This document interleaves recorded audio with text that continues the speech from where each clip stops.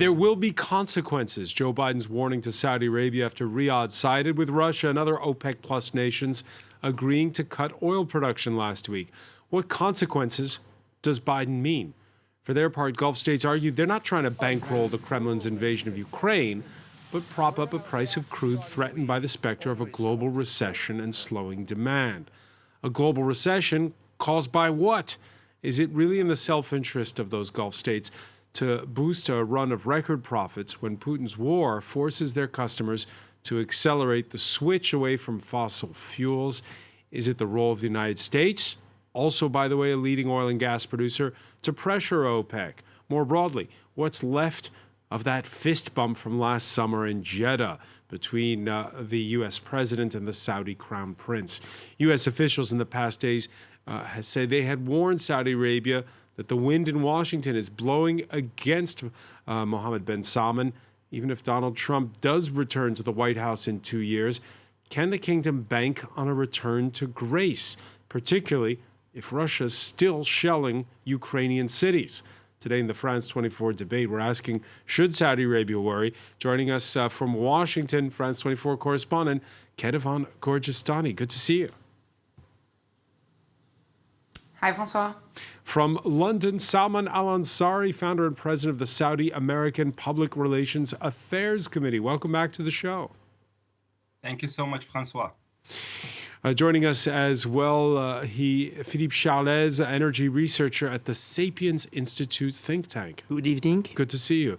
The France 24 debate, where you can join the conversation on Facebook and Twitter, #F24debate.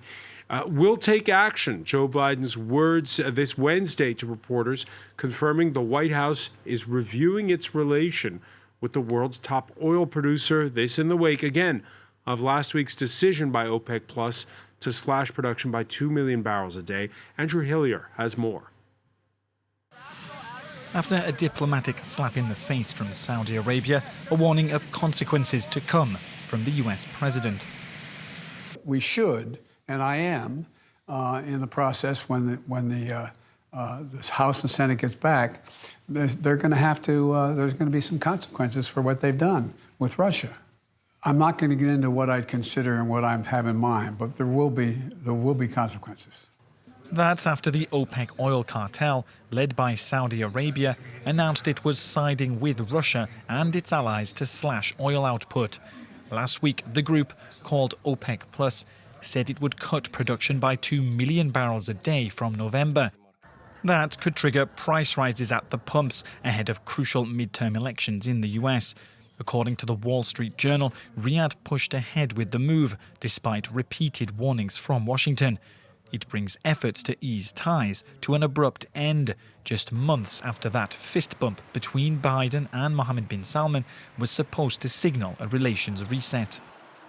Instead, Riyadh's pivot away from Washington is a boost to Moscow. Vladimir Putin has vowed to keep working with OPEC countries, but also insisted the cut wasn't driven by geopolitics. I know your position. Our actions, our decisions are not directed against anyone. We are not doing this to create problems for anyone. Our actions are aimed at creating stability in the global energy markets. Members of OPEC say the move is a response to economic uncertainty. In its first report since the decision to cut output, the oil cartel trimmed its forecast for global oil demand for the rest of the year. Ketevan Gorgistani, we saw reporters earlier at the White House when Joe Biden was going off on a trip to the west of the United States, asking him, is military assistance going to be reviewed? He played his cards close to his chest. Yes, and that's pretty much the messaging that we've been getting for the past couple of days from any White House official that reporters have questioned about what those consequences could possibly entail, whether it was the press secretary, Karine Jean-Pierre, or the National Security Council with John Kirby. The same response is that they will review the relationship, but they're not getting into the details of what they would do, and they're not even answering some of the options that have been put on the table by Democrats in Congress. That possibility of freezing arms sales, for example, that comes from some Democrats in Congress who put that on the table, saying that that could be one option. Another option is to possibly sign a bill that would open OPEC countries to U.S. lawsuits for manipulating market prices around the globe for energy. These are things that are on the table according to congressional Democrats, but that the president and the White House are not wanting to really go into details with. They're insisting that this is going to be reviewed, but between the lines, you can see that there is some sort of a balancing act that they're trying to do, because they're sort of toning down this rhetoric, saying that this review might take weeks, might take months. They're also saying that it's not a formal policy review. There won't be a specific person leading that team. There's no real timeline. And that is because there is a lot of stake. Yes, they feel like they have to send a message to the Saudis, but at the same time, they also know that the U.S. has strategic interests with the Saudis, and they don't want to completely throw that away. And that was what you heard from the State Department, from Ned Price. He was asked about this, about possibly removing military positions in Saudi Arabia. And he said, we are not going to cast aside any of the important tools that we need to ensure that Iran does not pose a threat to U.S. interests. That is a key strategic interest, using Saudi Arabia to help them deal with Iran. And so the balancing act is going to continue in the next weeks or maybe months, as the White House has said. A balancing act, but Salman al-Ansari, this doesn't sound like an off-the-cuff remark. This is something that has been thought out in Washington. Your reaction, first of all, to the words of Joe Biden? Yeah, I think, Francois, there are a lot of accusations, speculations, and allegations against Saudi Arabia, specifically after OPEC-Plus recent production cut. But let's put things into perspective. First, no pun intended, oil is not gas, and it will be a profound mistake to conflate the two, and that there is no comparison at all whatsoever between the high prices of gas and the average prices of oil.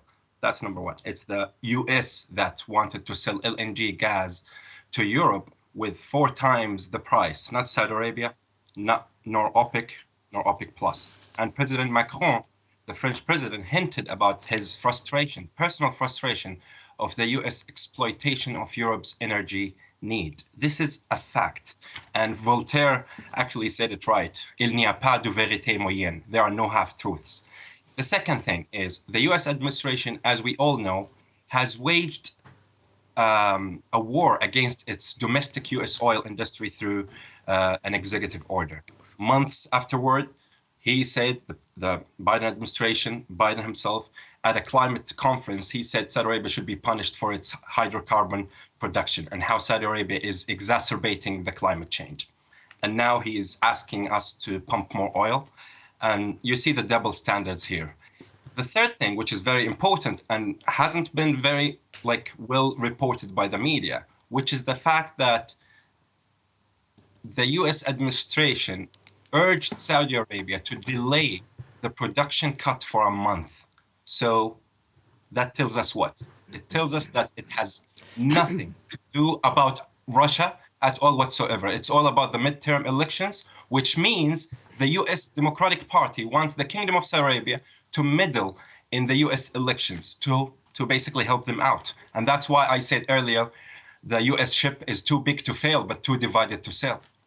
It is, though, the case, Salman al-Ansari, that we have seen escalation after escalation from Russia, which stands to profit from that oil revenue. It's the escalation after escalation that matters in this case, does it not? And it's not in Saudi Arabia's interest for Russia to be at war with Ukraine, is it? Not at all.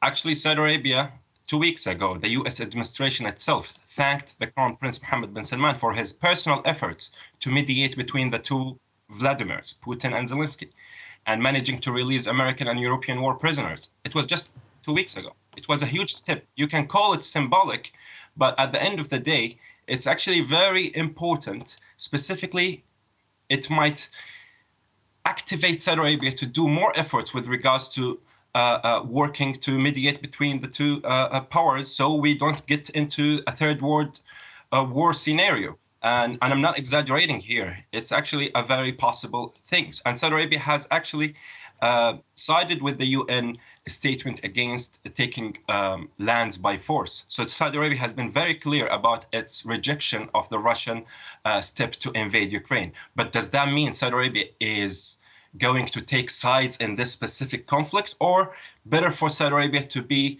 in a mediation kind of mode so they can actually find a way through which we can actually prevent this from escalating? And Saudi Arabia, at the end of the day, all what they want is stability for the market. And let's not forget, it's not only Saudi Arabia that decided to do the cut of production. And by the way, no exports will be actually cut. It's also only about the production per se. So there's no effect. And even the prices of oil has actually decreased almost 2 to 3% after the decision of the production cut. So we have to think carefully about, as I said earlier, we have to differentiate between gas and oil. And there is something very important. And Adam Smith, the congressman, Adam Smith, he is a Democratic congressman. He was actually urging Biden yesterday to not make any other further mistake with Saudi Arabia, and he's from the Democratic Party. Well, let me ask just briefly before I turn to our panelists here on set. Let me just ask Kedevan Gorjestani very briefly, Kedevan, about that one point that how much of this is about domestic politics in the U.S. and keeping the price at the pump low, Americans who need their cars ahead of those November midterm elections. Of course, it's a very big part. It might not be the most public part of the messaging from the White House or even from Democrats for that matter. They prefer to insist that this is a retaliation for Saudi Arabia siding or helping out the Russians. But of course, the midterms are coming up, and it is key. They are worried that there is going to be skyrocketing gas prices just before those midterms, those crucial midterms for the Democrats. And that is why I would agree with what your guest said about that this is completely political for the Americans. But one White House official also flipped that around and said, well, maybe the decision by OPEC wasn't a political one, but the timing of it is definitely political because it will put the Democrats, put Biden in a difficult position ahead of the midterms, and that if it had been a little bit delayed, it wouldn't have the same consequences. So you're seeing there that the Americans, the White House, are acknowledging that gas prices are part of the equation, but they would rather focus, of course, on Russia and on what is happening in Ukraine. We have war in Europe, and I'm with Philippe Chalez, and also, thanks for joining us. Paris traffic could not keep him away. François Gémen. Thank you. Good evening. Director of Liège University's The Hugo Observatory and a lead author on the UN's Intergovernmental Panel on Climate Change. I'll begin with you, Philippe Chalez. First off, practically speaking, right now, price of oil on world markets somewhere above or below $90 a barrel. How much does Vladimir Putin stand to gain by these production cuts? I would say that finally the price of oil has not varied at all since the beginning of 2022. Remember that in January, before the war, the price of oil was around $100 per barrel. It exceeded 120 when the conflict starts, but after that it's relatively stabilization. Remember also that the OPEC-Plus represents 55% of the world production. So the decision of decreasing a little bit the price, the quota, should not affect very much for me the price of oil. And again, I think that we try to install this conflict between Saudi Arabia and United States within the Ukrainian conflict. I think it's completely, relatively disconnected. Is it disconnected? I We're think talking about war, and we're talking about a nuclear-powered country invading Ukraine. For a single reason. No, it's disconnected for a single reason. Gas is very connected, oil is very disconnected. For a single reason is that oil can move everywhere on the planet as it wants, and oil which is not sold to a country can be sold to another country. So it means that finally it's the reason why the war has relatively reduced impact on the price of oil and on the global oil market. And it's also the reason why that embargo on oil is absolutely inefficient compared, because extremely different to embargo on gas. François Gémen, do you agree that there's a disconnect between what OPEC-Plus does and the war in Ukraine? I think at the moment it's difficult to say that there are some issues disconnected from each other. And it seems to me that everything is very much imbricated into each other, because we see that there is a kind of domino effect, and that basically what one side does has consequences for the other, even though obviously the flexibility of the distribution of oil is not the same as the one for gas, for the simple reason that you'll need infrastructure for gas that you do not necessarily need for oil. But what is very striking is that at the end of the day, the winning power of all this is Russia, and that we are still so much rooted in fossil fuel energies, in oil and gas, that whatever we do basically as a winner, and that winner is Russia at the end of the day. At the end of the day, because of these price cuts? Because of these price cuts. So even though the price cuts might not be decided as a favor to Russia, at the end of the day, one of the side effects of the price cuts is that indeed it will bring additional revenue to Russia. So the problem is that even though we try to impose sanctions upon Russia, we are still so dependent upon oil and gas that at the end of the day, Russia will benefit from all of this. One day after welcoming the Emirati leader, Vladimir Putin, speaking this Wednesday at an energy conference in Moscow. We want to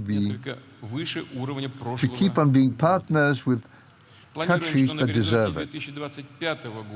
Russia has reached the same level of production as last year. And export volumes and production will remain in 2025 at about the same level as today. So there you have it. Salman Ansari, what's your reaction when you hear Vladimir Putin saying, we're not isolated, we have partners, we have friends? Does that, again, make OPEC-Plus nations complicit in this invasion of Ukraine? Let me tell you something, Francois, and as you know, I'm a political analyst, independent one. Russia, we have a lot of differences with Russia. Russia is supporting the regime that threatens our existence, which is Iran. Does that mean we have to take a side to be against them in this specific case? Not necessarily, because you can use diplomacy to de-escalate. We don't need to escalate, because that's a strategy that doesn't work. Escalate to de-escalate is not going to work. We need to work on de-escalating the issue and to prevent this from going out of control. It's still under control. All what we are seeing is still under control. But even after the bombing of urban centers that we've seen over the last 3 days? Look, wars are ugly. Wars are ugly. Wars are bad. And this is unjustifiable at all whatsoever. And Saudi Arabia has voiced its rejection of that as well.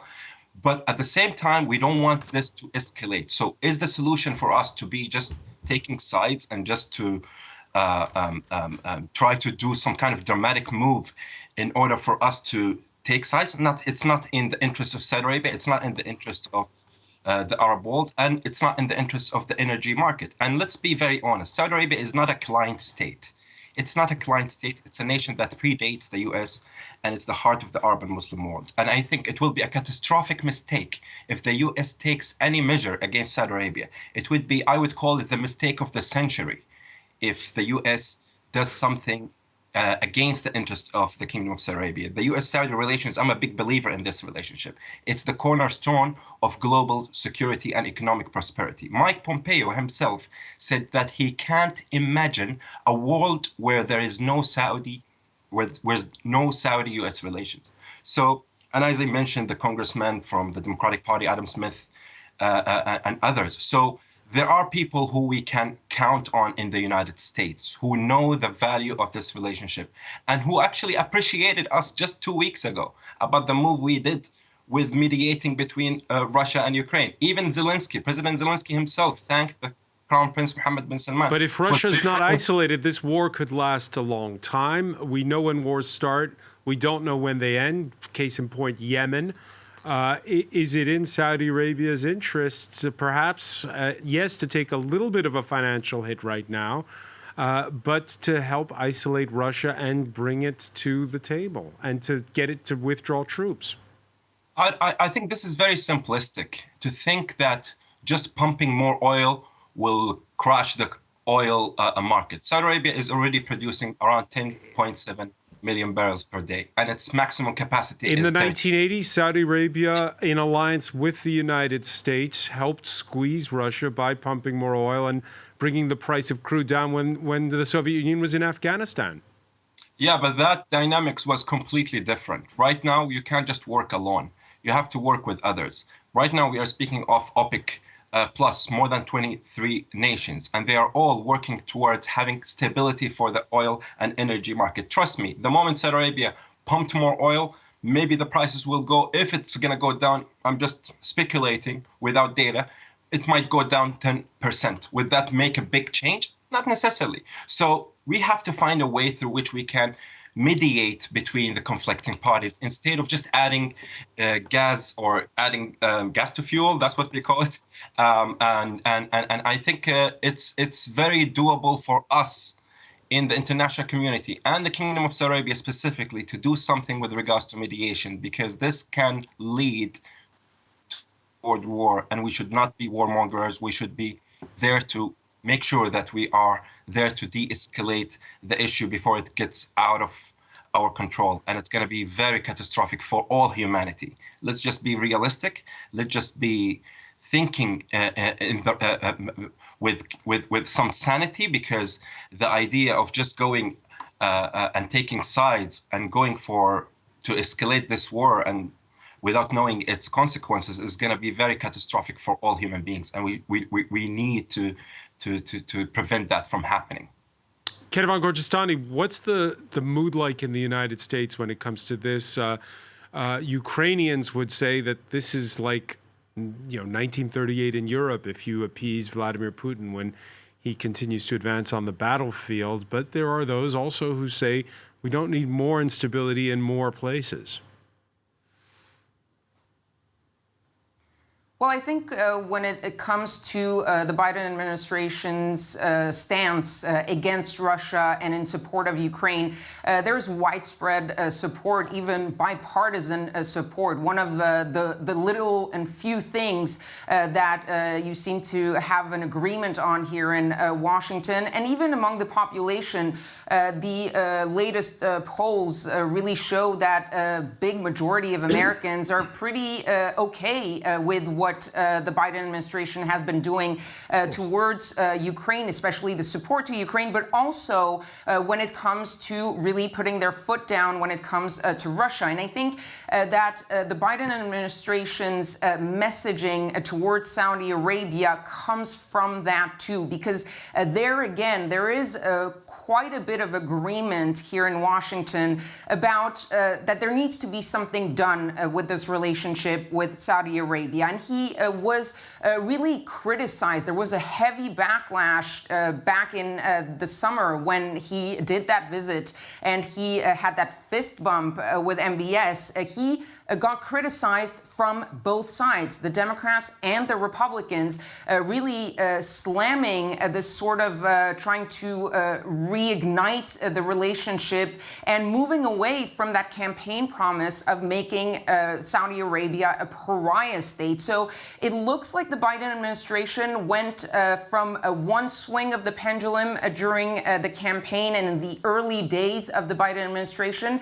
Then the pendulum swung to that fist bump, and now you're sort of seeing the Biden administration maybe trying to figure out a middle ground when it comes to the Saudi relationship. And the war in Ukraine is simply crystallizing that because of how strong Joe Biden has been in his messaging to counter Russia at all cost.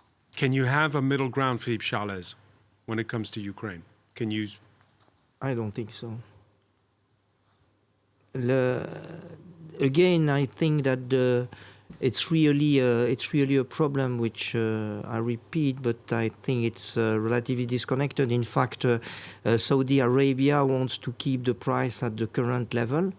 Biden wants for the price to decrease because the future election. So I think that the war is there finally. And behind excuses, I really think that the war of price is there. It's surprising that finally Biden doesn't need oil from Saudi Arabia. Practically with shale oil and their domestic production, the United States is practically independent in terms of oil. So I don't understand why the reaction is not more heavy in Europe. In Europe, effectively, we import oil and we are very dependent, 100% dependent on oil. But we know that in Europe, the problem is not really oil. The problem is more gas and impact of gas on electricity. And so it's the reason why, very probably, European governments feel relatively outside this fight between Saudi Arabia and United States. All right. I know that Washington correspondent Ketevan Gorgestani has to dash off to an assignment. So I want to thank you, Ketevan, for being with us in this conversation. François Gémen, we heard Salman al-Ansari tell us that times have changed. During the 1980s, there was a different relationship. Back in 1991, when Saddam Hussein's Iraq invaded Kuwait, the then U.S. President, George H.W. Bush, deployed troops to Saudi Arabia. Saudi Arabia used as a launch ramp for the Gulf War. Bush declared, quote, "The sovereign independence of Saudi Arabia is of vital interest for the United States." And at the time, the kingdom cranked up oil production, which was a huge hindrance to Saddam Hussein. Your thoughts when you think of that bilateral relationship then and the bilateral relationship now? Well, it is clear that things have changed, and I think that we can say for sure that the visit of President Biden to Riyadh a few months ago was clearly a fiasco. He took political risks with the hope to mend the relationship between the Saudis and the U.S., and obviously that didn't work. But what strikes me when you look at the Gulf War, when you look at the war in Afghanistan as well, is that basically the first report of the IPCC came out in 1990, 32 years ago. For more than 30 years, we've known that we needed to get rid of fossil fuels as soon as possible.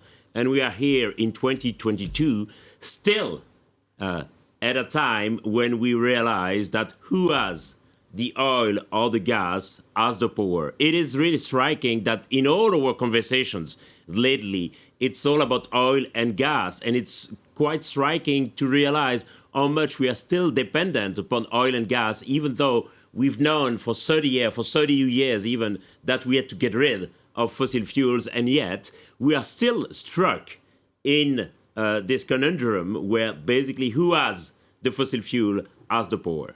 Who has the fossil fuels has the power, and we've seen Vladimir Putin's invasion of Ukraine as Europe scrambling, turning down the thermostat, yes, to try to save energy, but also scrambling for alternate sources of energy, the construction of new liquefied natural gas terminals for imports, the courting of producers from all around, including the United States, as Philippe Chalez was saying. The most recent example of going in search of new flows is the German Chancellor, who traveled to Saudi Arabia and to Qatar. And when you see those images, François Gémen, you talk about 32 years ago and today, when you have the German Chancellor going to the Gulf, do you make the distinction between the short term, getting through the next couple of winters, and the long term? Are we at a turning point, or have we learned nothing? I think we've learned nothing. I mean, when I see the German Chancellor begging basically authoritarian regimes for gas, it literally makes me cry. Like, if we learned nothing about the need to anticipate this, when I see ministers in France wearing turtleneck jumpers and begging their citizens to set the thermostat at 19 degrees and to wear turtleneck jumpers, that also makes me cry. I mean, there were many ways we could have anticipated this, and I'm afraid that we are into kind of short-term emergency measures that will further delay the energy transition, and yet we know that we should have done this energy transition years ago. Philippe Chalez? No, I don't fully agree with you. I think that the result today of our dependency on Russian gas is also because wrong decision in terms of energy transition, especially when you look at the dependency on Russian gas. It was 25% in 2010 and it's 45% today. And so in fact, we spent a lot of money on renewable. We disinterest from nuclear, and no investment in nuclear practically over the last 10 years, and a huge investment in renewable.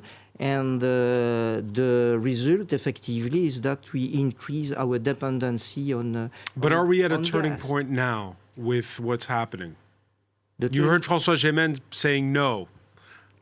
The turning point about? The turning point about dependency on the countries who control the oil and the gas. We are today with a dependency of 82%, I think, the fossil fuel represent 84. in the world. 80. Well, it depends. It doesn't matter. And you mentioned 1995. It was probably 87. So practically the situation is the same. Alors, the situation is the same not only because we have not learned the past. It's also because it's extremely difficult to go outside fossil fuel, because fossil fuel are extremely efficient in terms of economic growth and so on. And because our we've economic increased the growth energy demand is as well. very dependent on fossil fuel. But we know today that replacing the gas from Russia is extremely difficult because the volume are huge, and it's impossible to find the volume in other place because it has to be under the form of liquefied natural gas, no other option, and the volume of liquefied natural gas are limited. A big part goes to the Southeast Asia, and so the volume are limited, and it's the reason why we are obliged now to reduce our consumption. And so the ridiculous measure we have heard last week are correlated to that. But so again, let's not be confused, and I fully agree with the intervenant from Saudi Arabia on oil market and gas market. It's completely different market. And today we suffer essentially on a lack of gas, not on a lack of oil in Europe. But the turning point, Francois, would be, I think, for us to realize that our dependency on oil and gas puts us in a very dangerous situation from a geopolitical viewpoint in terms of peace and security. The problem is that for the moment, I only see emergency measures, leaders begging Gulf countries or even Venezuela for oil and gas, and I don't see long-term structural measures when it comes to investments in low-carbon energy or even energy renovation of buildings. I mean, that would be a long-term structural measures that could represent a turning point. It was not the. Remember that the first big crisis around oil was 1973. So it was really a big crisis, and we recovered the problem we find today in this period. We had a real reaction. The reaction in France was to build a nuclear, and the nuclear decreased a lot our dependency to oil and gas. But we completely changed the strategy 10 or 15 years ago, and we see the result today.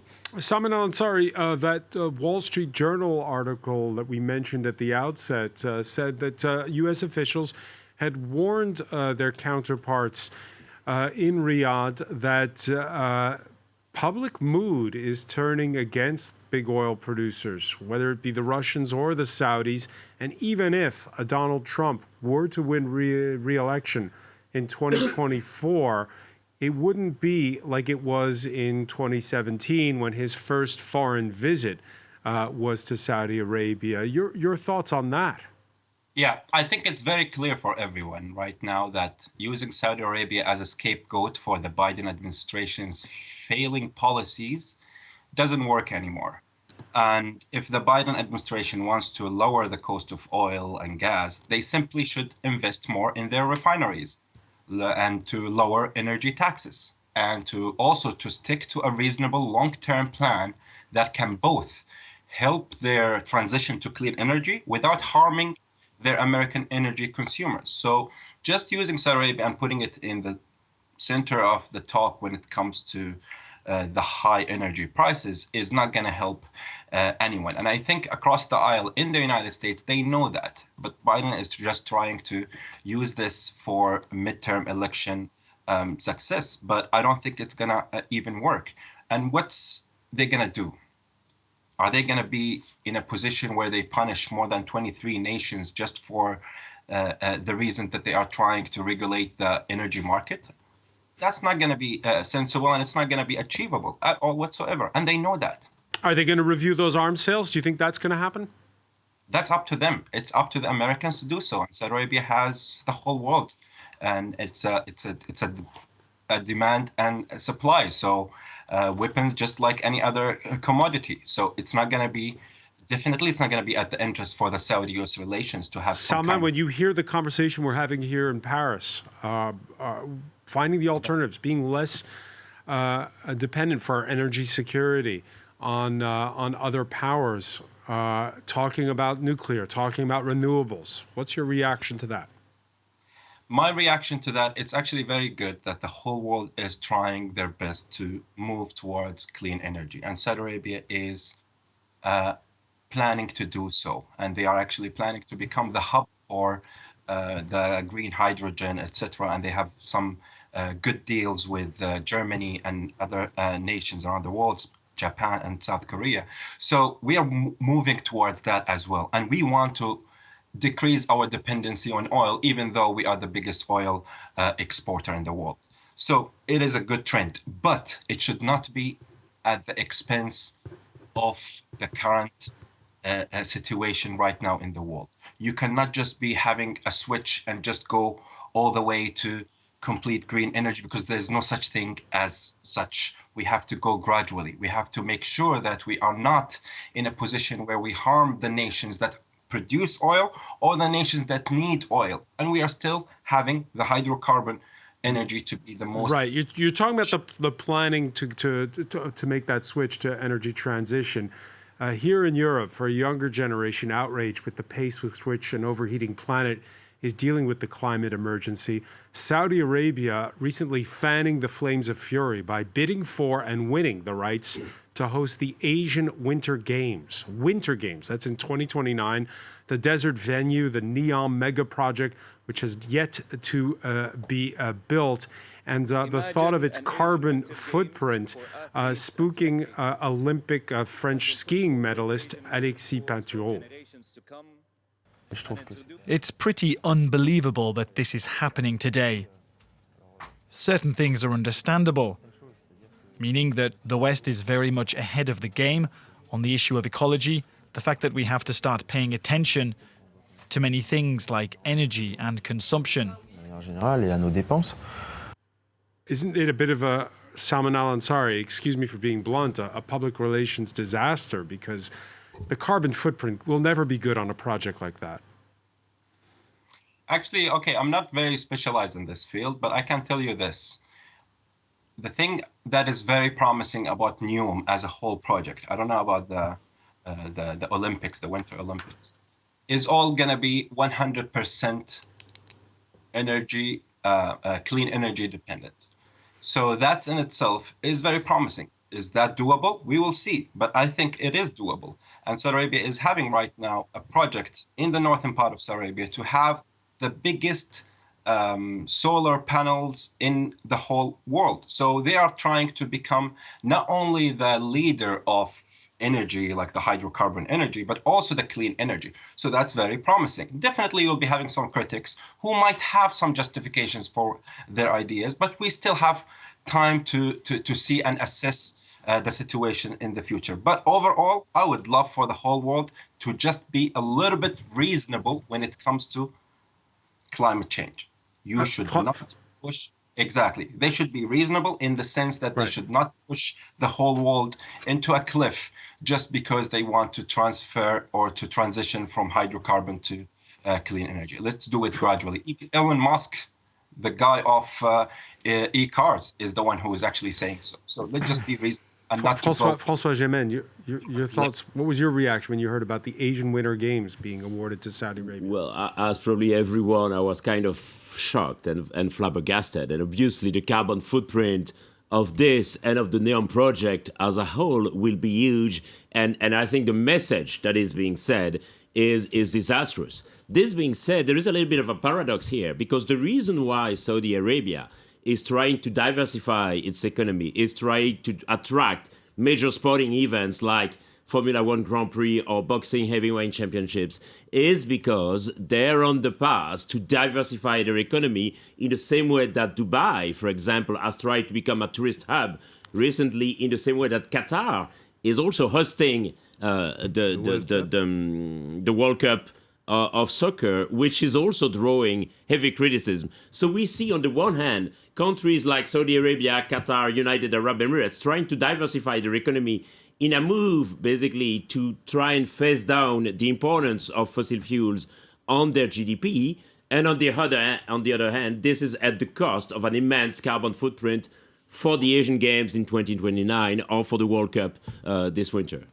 Is the resentment that they're talking about in the United States and perhaps among some of your students, is it about climate change issues, or is it about human rights? Is it about the war in Yemen? I think both. And I think for a long time, these issues have been disentangled from each other. And now we realize that they are deeply entangled with each other.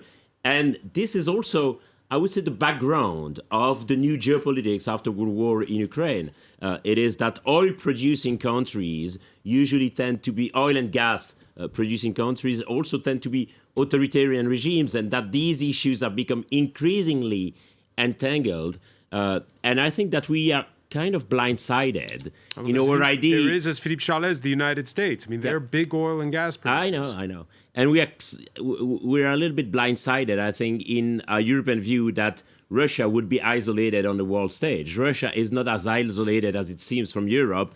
It has a strong backing in Africa or in Asia, and we'll see in about 3 weeks from now at COP27 what the new geopolitics of climate change will also look like. And I suspect that the unified front of cooperation will not look the same as it looked at COP26. Philippe Chalais, you heard Salman Al-Ansari say we want to avoid an escalation that leads to a world war. Economically speaking, I know militarily we're not in a world war, but economically speaking, are we already in one? Economically speaking, we were already before the war of Ukraine. But I think that. And when I say world war, I mean that you're putting defeating your adversary above financial profit interests. I think so. That we are in a certain war, but. Coming back to give you some impression about this completely crazy project, I I agree that this project is completely crazy. It's not only, I think, a question only of economics. It's also a question of image. Oh yeah. I remember in the 90s, Abu Dhabi had already built a ski slope in Abu Dhabi.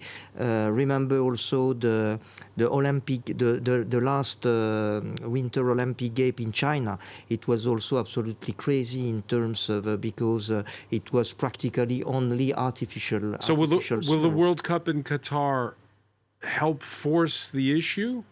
No, I don't. Or will people just care about football? It will help the Qatar for its image and to have another image, effectively, of oil and gas, but probably it improved the image in terms of world opening.